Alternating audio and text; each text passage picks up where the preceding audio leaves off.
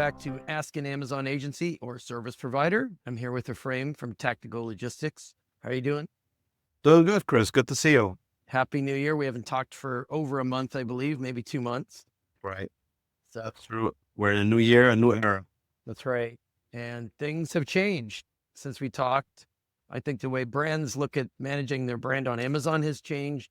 How sellers are looking at things like fees, logistics, financial challenges. I think things are changing even while we're talking. It sounds like some of the more exciting stuff that came up in the news lately, I'll save for the end.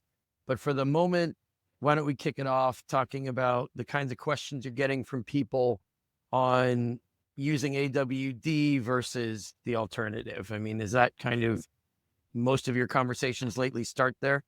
Yeah, a lot of the conversation is around AWD these days. Amazon basically opened up sort of like a 3PL, but it's more or less, you could use it more or less only for Amazon. I mean, they're not going to prepare Walmart order. They're not going to prepare big box store retail. If you have stores or wholesalers that you sell to, they won't prepare these type of things.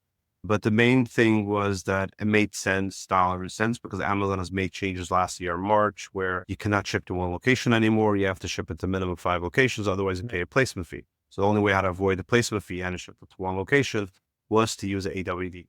So they did pretty good for a couple of months last year, and then Q4 hit this past year, and it was just horrible. I mean, I know a couple of sellers that literally lost 50% of their season because things were stuck at AWD. So again, the pros are you get to ship to one location, and from there it gets transferred to FBA. You're not paying the 5 locations where you would pay if you go straight to FBA.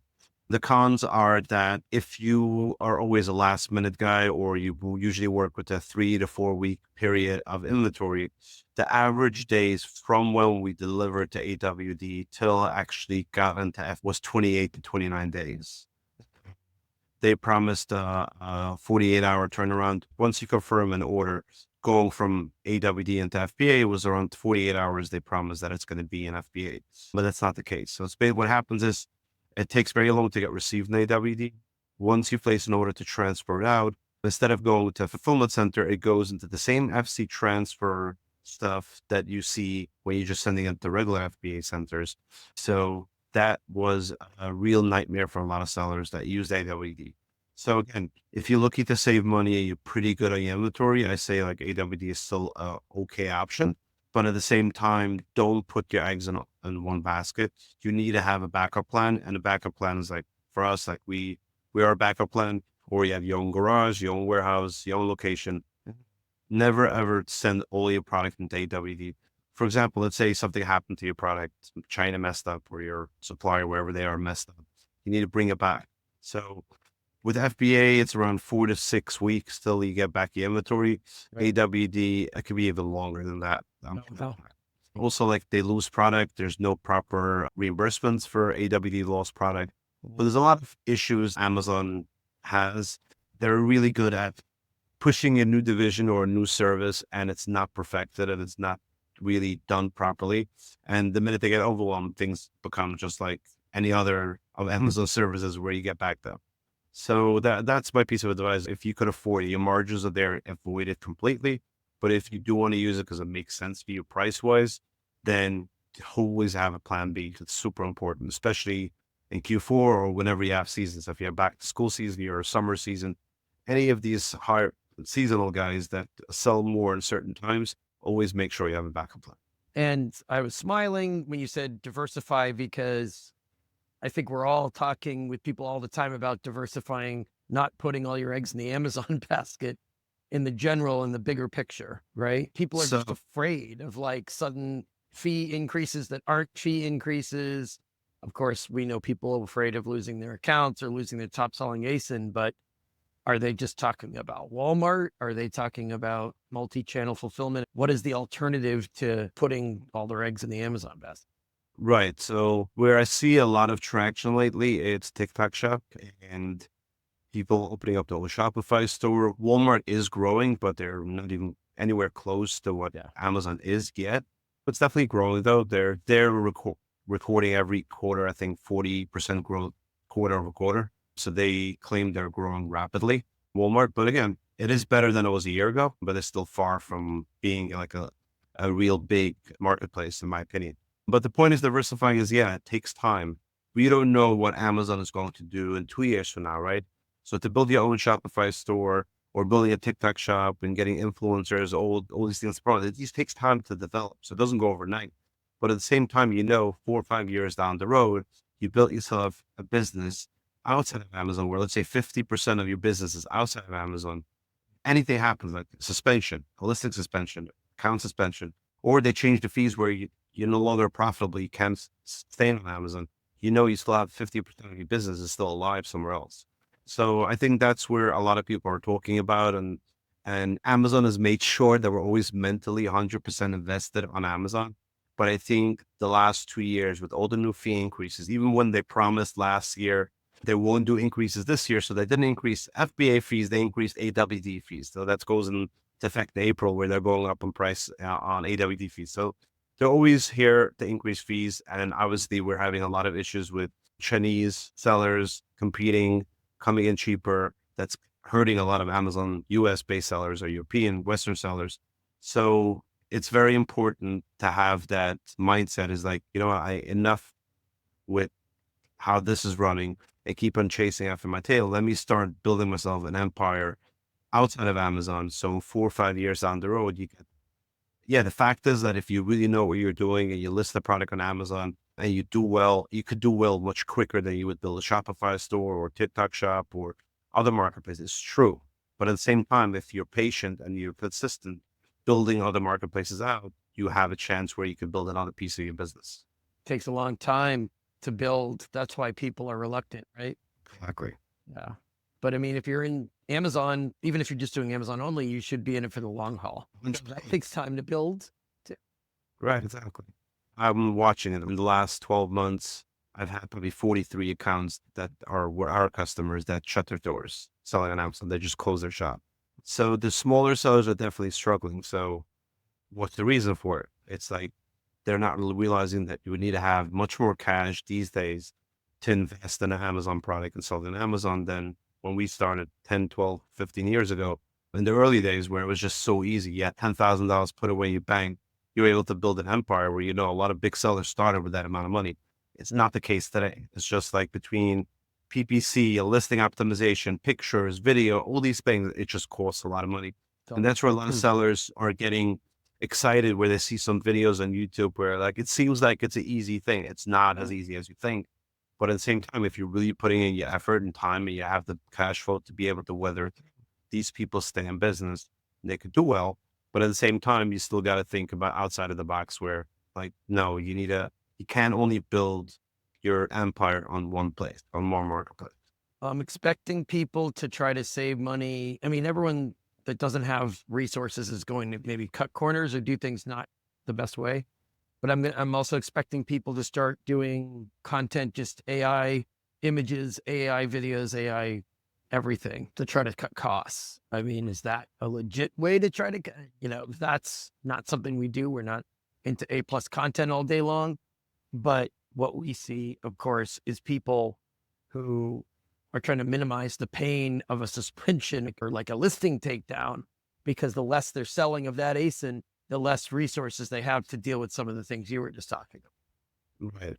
I mean, I see, again, AI is something that has changed in many people's lives. It makes my life easier a lot of times, but not everything is AI. Like, we got to use common sense and AI together, where AI will give you as much as you feed the information, or as much as that brain of the AI part thinks.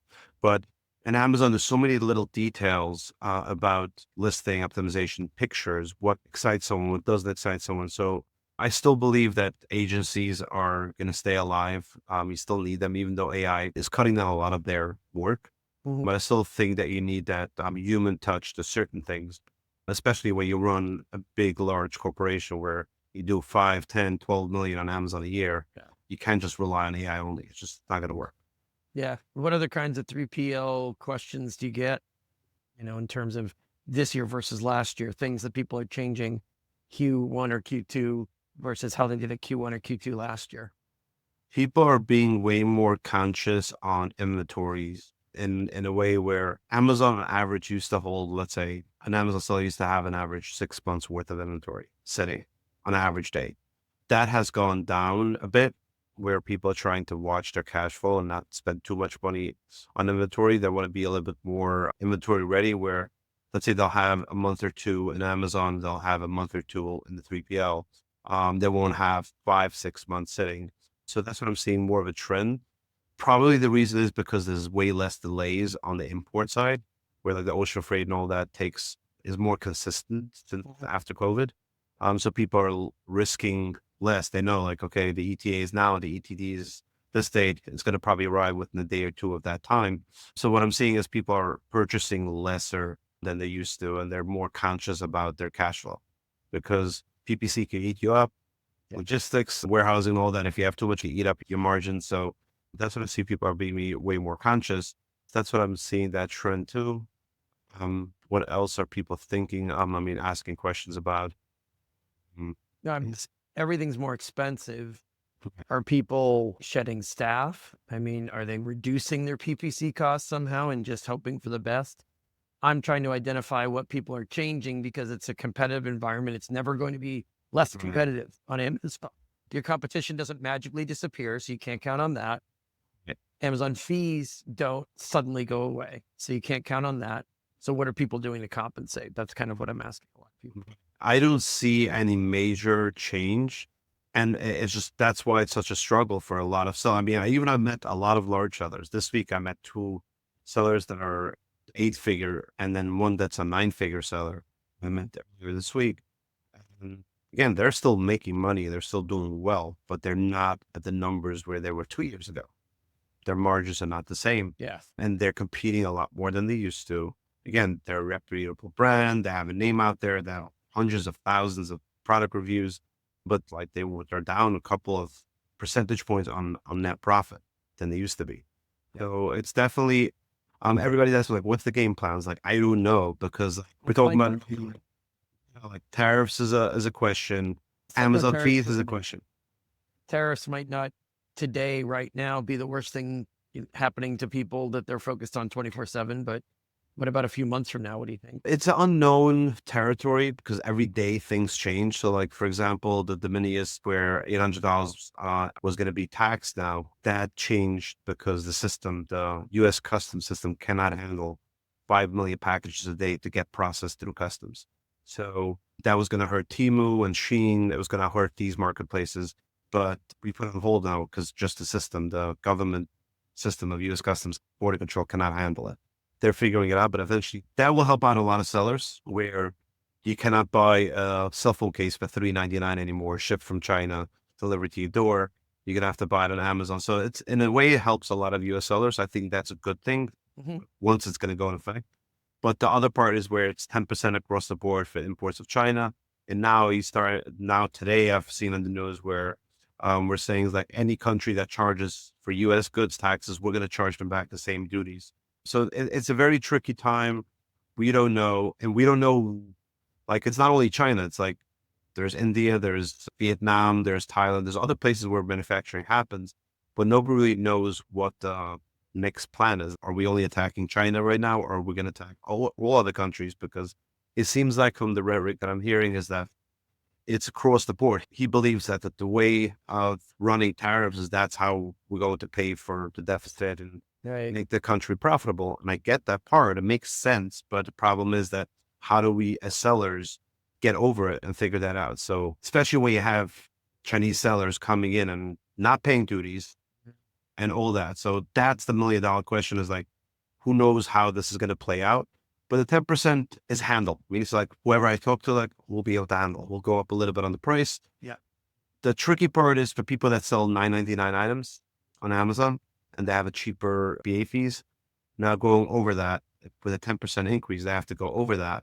And the FBA fees change, and the selling price is not below $10 anymore. So that's a tricky piece. But anybody that sells higher margin products, it's not that hard of a deal. But I see it more because we also have our wholesale division, where we work with companies that sell to big box store retail. They have a much harder time because they're wholesalers. So they, let's say, make this pen for 50 cents. they sell for 55 cents. 10% is a huge, big deal for them. And these retailers are not taking the increase. They don't want to hear about it. Like, no, we want to pay the same. So they're going to hurt more than the actual e-commerce businesses, I believe. But we'll see what happens. But I don't have a picture yet how it's going to play out in the long term. It's just hard to know. It's just every day we have different news. We'll have to play it by ear and see what it is. But definitely if you have resources where you can manufacture in the US or you can manufacture in countries where we don't see any conversations about increasing tariffs, that could be an option. But for a big seller, it's a huge change. It's quality control. It's a new supplier. It's new. It's a Yeah. lot. You It's can't do that overnight. Mm. I think the tariff theory, part of the tariff theory is that you can make these switches overnight Right. with a little bit of research and took you on the internet. And that's not realistic for manufacturing, logistics, or anything else. No, it's not. Quality control, anything. So where can people reach you? I mean, I'm sure we'll have another conversation later this year, similar to this one. Hopefully things are a little bit clearer and maybe even a little bit brighter. But in the meantime, where can people reach you if they've got questions about anything? So they can reach out to me. Anybody that reaches out from the website, that goes directly in my inbox. So if you just go to tacticallogistic.com, you can reach me on LinkedIn, and I share my phone number too. If anybody wants to reach out to me, they could text me, call me at any time. And then I guess anybody that's going to Prosper, I'll be around there. I think you're being there as well, right? I will be there. Yep. We have a booth at Prosper. That's hard to believe that it's already almost time for that. Not quite, but it's coming up soon. So I'm definitely going to be there. Looking forward to speaking to everyone. Yeah, we'll see you there. And of course, anyone has any questions for us, let us know. We're continuing to do these Ask an Amazon Agency video series for the foreseeable future. So expect more videos like this soon. Thanks again.